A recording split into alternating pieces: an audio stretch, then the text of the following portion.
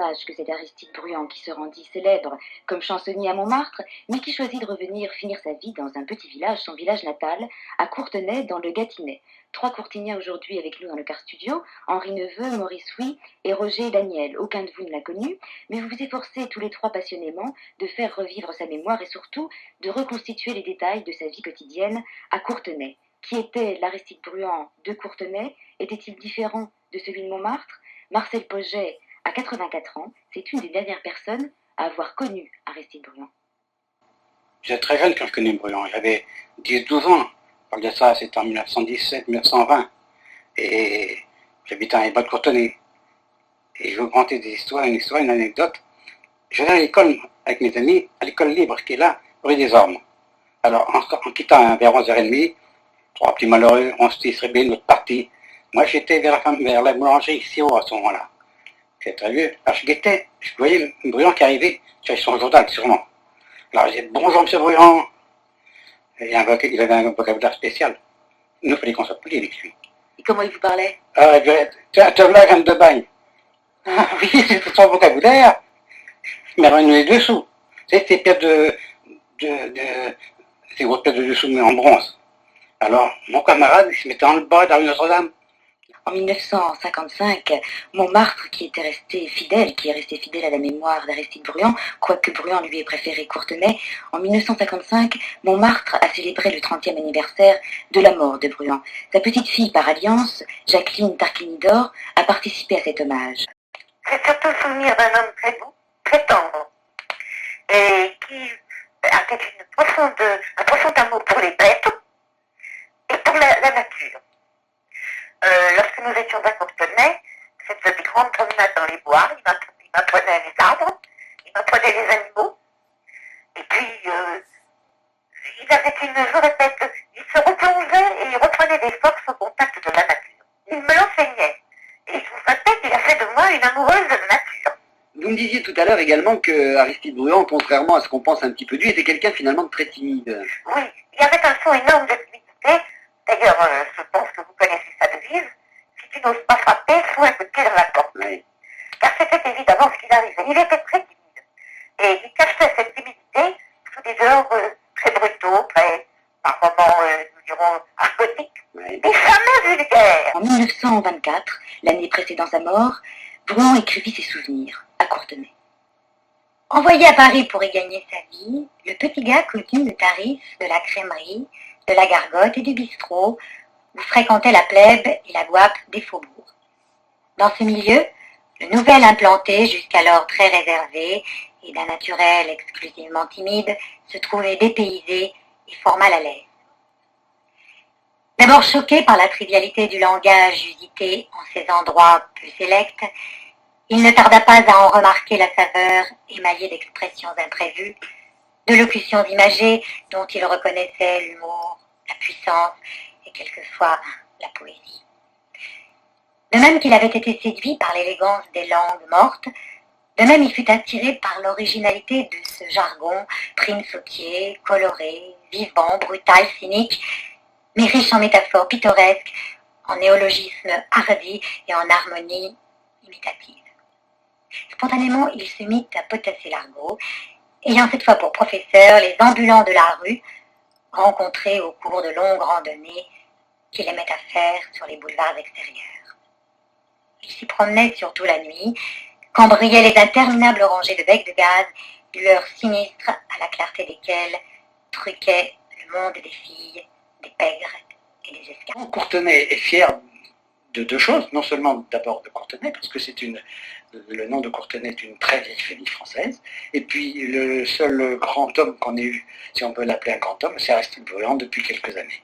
André Neveu, vous n'avez pas connu Bruand, vous avez l'âme d'un collectionneur, vous avez énormément de documents, de livres qui sont notamment introuvables. Introuvable, c'est beaucoup dire. Pour certains. Pour certains, difficile à rencontrer. Notamment le dictionnaire d'argot, français argot, car il n'a jamais fait éditer le dictionnaire argot français. Celui-là, je ne l'ai jamais vu passer dans aucune vente publique. Je ne sais pas combien il y en a d'exemplaires. Celui que je possède a été donné par Bruand à mon grand-père, il porte le numéro 1 avec la signature manuscrite de Bruant. C'est savoureux et c'est autre chose qu'un recueil de mots d'argot, car Bruant l'a réalisé à partir de sérieuses connaissances. Il était d'ailleurs assez érudit en matière de latin. Il a donc recherché les racines de chaque mot et il a fait, disons, une étude littéraire de l'argot. Ajoutons à cela qu'il avait accumulé une sérieuse compilation de lettres émanant de tous les pauvres miséreux qu'il rencontrait, autant les baddafs, autant les pauvres filles des rues, autant les gosses, autant les apaches, et il a absolument conservé tous ces textes innombrables, dont je souhaite qu'ils demeurent dans les archives de Bruant, et à partir de ces textes et de ces lettres, il a rédigé son dictionnaire d'argot. Il l'a rédigé à Courtenay? Il l'a rédigé à Courtenay et il est daté à la publication de 1901. Si Bruant a dédicacé ce livre à votre grand-père, cela veut dire bien sûr que votre grand-père a très bien connu Bruant. Mon grand-père a très bien connu Bruant, personnellement.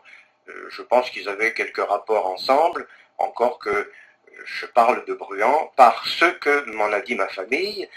Moi, je ne l'ai pas connu. Lui, paraît-il, m'a connu. Il m'aurait pris dans ses bras quand j'avais 1 an parce que je pleurais beaucoup. Ma mère me promenait dans l'avenue de la Gare pour me faire taire. Et Bruant est passé. Connaissant ma famille, il m'a regardé. Je ne me souviens pas de ce qu'il a pu dire, mais comme je pleurais, j'imagine qu'il a dû dire ou que j'avais de la voix, ou dans son langage à lui, que j'avais de la gueule. C'est fort possible. Mais ma mère ne m'a jamais parlé en ces termes. Je crois que votre grand-père chassait quelquefois avec Bruant. Mon grand-père s'est trouvé aller à la chasse avec lui quelquefois, mais pas de façon suivie. Je crois que Bruant pratiquait beaucoup la chasse pour son plaisir et même parfois seul. J'ai eu la chance de rencontrer une très vieille dame qui va avoir 88 ans prochainement et dont la mémoire est absolument restée très fidèle, qui a épousé un jeune homme et ce jeune homme lui racontait que quand il était garçon, il était le porte-carnier de Bruant, il accompagnait Bruant à la chasse, et c'est lui qui allait tirer la ficelle pour actionner le miroir aux alouettes quand Bruant voulait chasser des alouettes. Il avait donc aussi chassé seul.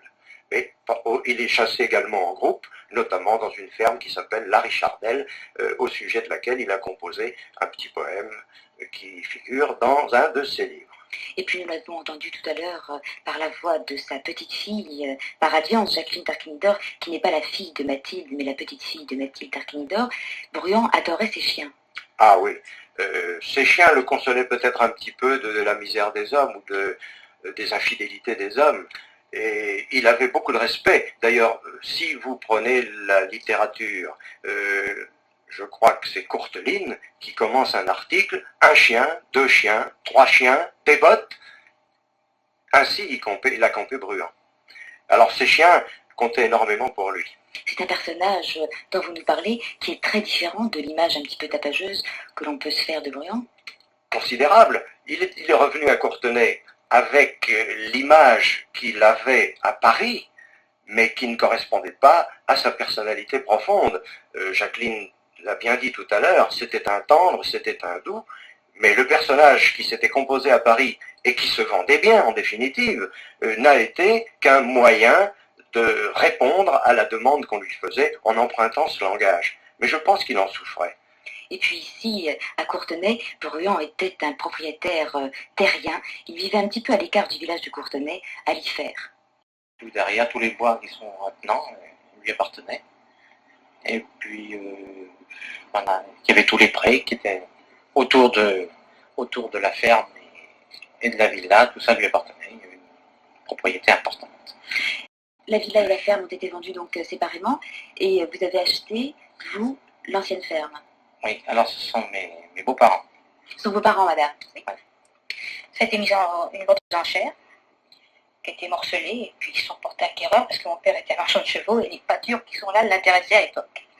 C'est que vous n'avez absolument aucune relation affective. Ah non, c'est les pâtures qui l'ont intéressé. J'aimerais bien savoir un petit peu si Aristide Bruant reste vivant d'abord, ici à Courtenay, si la ville est fière d'être la patrie d'Aristide Bruant. Il reste vivant par ses chansons, hein, surtout. Au point de vue personnalité, il y a peu de gens qui vivent à Courtenay qui l'ont connu maintenant. Mais il reste vivant aussi par son buste, qui est sur la place de Courtenay, et par le nom qu'on vient de donner au collège du Courtenay, Aristide Bruand. Ah ça, il y a un collège qui s'appelle le collège Aristide Oui, Bruand. c'est très récent, il y a 15 jours, je crois. Maurice Huy et Roger Daniel, j'aimerais bien savoir ce que représente pour vous Aristide Bruand. Pour nous, évidemment, le chansonnier qui a créé un genre nouveau, parce qu'il y a un petit point de détail que je voudrais préciser, si vous me le permettez. Beaucoup de gens font une erreur à ce sujet. Quand on pense à Aristide Bruand, on dit toujours le chat noir. Bien sûr, il a chanté au chat noir de Rodolphe Salis, mais le cabaret, le sien, c'était le mirliton. Bruand chantait au mirliton, et je crois d'ailleurs que c'est là où il a tout changé en quelque sorte, parce que si vous vous souvenez, Rodolphe Salis, dans son cabaret, était en grande tenue, habillé, etc., et appelait ses clients « mes seigneurs ». Et quand Bruand a quitté Salis, et qu'il a fondé son propre cabaret, donc le Mirliton, il a tout changé en quelque sorte. Il a pris cette fameuse tenue qui est devenue célèbre, celle d'un garde-chasse, avec ce foulard rouge, et puis il a appelé les clients d'une toute autre façon, il les engueulait vertement. Mais là, vous parlez d'Aristide Bruand de Montmartre, d'Aristide Bruand de Courtenay. Qu'est-ce qu'il représente pour vous, Courtignien? Maurice Huy? Moi, je vois surtout qu'il était un peu le poète du pays. Il était celui qui est né, dont les parents y étaient nés. Il était parfaitement intégré au pays. Il a voulu mourir, il est mort à Paris. Mais il a été enterré pas loin de Courtenay, à Subligny, où il était aussi connu. Je pense qu'il a bien défini, bien parcouru le pays. Il l'a mis en valeur, il a fait revivre, en somme, par certaines de ses chansons et par ses propos et par sa façon de vivre avec les gens du pays. Vous pensez qu'il reflétait l'âme du pays du Gâtinais? Ah, j'en suis certain, oui. C'est pas possible autrement. Et son père est né à 10 km de Courtenay, et ça remontait très loin. Le père est né en 1825, dans un petit pays qui s'appelle Chantecoq. Et sa mère était née à Courtenay, donc il était 200% courtinien. Je crois qu'il aimait profondément ce pays. Il y était né, et il est revenu finir ses jours. Oui, c'est une certitude. Et il en était originaire. Il était vraiment il était un enfant poète, aimant les choses de la nature. Elles l'ont marqué toute sa vie. Il avait même recréé dans sa propriété parisienne un petit coin de verdure, et il est revenu à Courtenay revivre en bourgeois dans cette nature qu'il aimait beaucoup. Il faut dire aussi que c'était une revanche, parce qu'il est parti de Courtenay avant la guerre de 1870. Il est revenu en 1870 pour faire partie des francs-tireurs, donc c'est un épisode, mais qui montre son patriotisme. Il est donc parti de Courtenay avec des circonstances difficiles parce que ses parents étaient ruinés, et ça lui a fait énormément mal au cœur. Quitter le lycée de Sens, où il était un très bon élève de lettres. Il est donc parti pour Paris, s'est trouvé là, dans un pays totalement étranger, mais toujours avec l'arrière-pensée de revenir un jour à Courtenay, et de vraiment d'y vivre comme c'était son plaisir, comme il avait vécu son enfance. Si vous arrivez dans la maison Aristide Bruand, le moulin Le moulin a été militaire, ouais. au démarrage, si vous voulez, parce qu'après il a fait construire le pavillon qui est surélevé. Alors ça, au premier abord, il était ici. Et donc là, sur cette porte, il y a une petite pancarte Aristide Bruand, chansonnier populaire. Voici. C'est ça, c'est... Vous voulez nous faire entrer? J'ouvre. Bon, alors je vous montre au premier étage. Moi, c'est la reconstitution du cabaret, avec ses tables, tous les accessoires. Parce qu'il y a des choses qui sont revenues, qui étaient boulevard Rochechouart. Quand il a été fermé, elle l'a fait fermer, Madame Tarquinello, parce que c'était pas convenable. Et beaucoup d'accessoires sont revenus ici. Donc dans cette pièce que Bruand a lui-même installée, puisqu'il a reconstitué le cabaret du Mirliton, c'est très difficile de pénétrer. Maurice Huy, vous n'y êtes jamais allé? Jamais. Non, c'est toujours juste, très bon. Et vous, André Neveu? Moi, j'y suis allé, je m'en souviens fort bien, et j'en retrouve l'image sur les cartes postales qui, de temps en temps, sont que l'on retrouve de temps en temps dans le commerce. J'en ai une sous les yeux et je reconnais fort bien ce que j'ai pu y voir il y a déjà fort longtemps.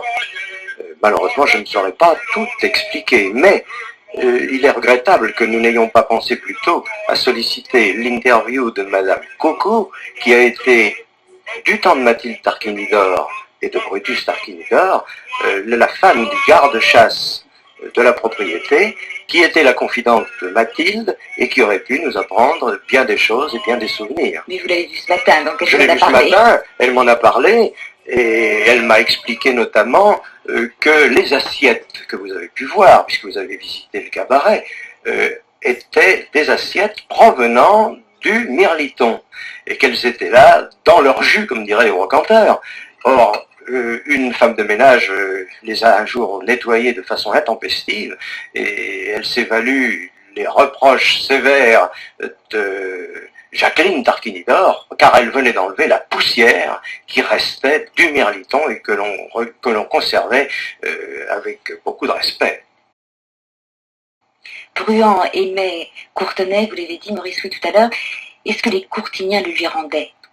Certains, oui, il avait beaucoup d'amis, là, dispersés. Il ne connaissait pas tout le monde, mais il avait des amis très sûrs et très fidèles et très lointains, très anciens. Bruant dans son cabaret en train d'insulter le client, et puis nous avons pu entendre l'évocation de la dernière représentation de Bruant à l'Empire. Il avait 73 ans, cela faisait 26 ans qu'il ne s'était pas produit sur scène, il faut l'imaginer sur scène, sans micro bien sûr, il est mort très peu de temps après. Alors quelle est la vraie personnalité d'Aristide Bruant? Était-il timide? Il était timide, à la fois provocateur?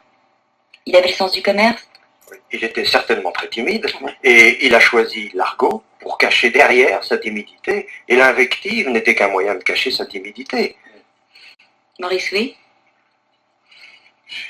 Je ne sais pas exactement, c'est très difficile à définir. Je pense quand même qu'il avait une forte personnalité, et il savait très bien se défendre. Et je pense que ça, ce qu'on appelle peut-être timidité, c'est peut-être son sens de la poésie. Ce sens de pénétrant les individus, essayant de les comprendre jusqu'au fond d'eux-mêmes. Ce qu'il a bien fait à Paris et ce qu'il a certainement fait aussi à Courtenay. Un personnage tout à fait étonnant, tout de même avec une double personnalité, puisque... Presque une double personnalité. Un sens de la poésie, un sens du commerce? Oui, un sens du commerce aigu. Vous ne pouvez pas prendre un des journaux de l'époque sans trouver une publicité pour les 3 volumes de Dans la rue, pour Sur la route, pour ses chansons les unes après les autres. Prenez le Mirliton, la dernière page du Mirliton est consacrée pratiquement uniquement à une publicité pour les œuvres de Bruant. À la fois ses chansons, ses monologues et également ses romans, car il a écrit des romans. Le langage vers qu'il utilisait n'était là encore qu'un moyen de cacher sa timidité, mais je dirais presque une forme de publicité. Il a utilisé, lui, la langue verte pour devenir percutant, pour imposer ses volontés, pour qu'on fasse attention à lui, et pour qu'on devine sous ses mots durs toute la tendresse qui était sa personnalité. À Sainte-Marguerite, au Casse-des-Salais, maintenant qu'elle est grande, elle marche le soir avec ceux de la bande de Richard le Noir. À la Bastille, on aime bien Nini Pochia. Elle est si bonne et si gentille, on aime bien Nini Pochia. À la Bastille.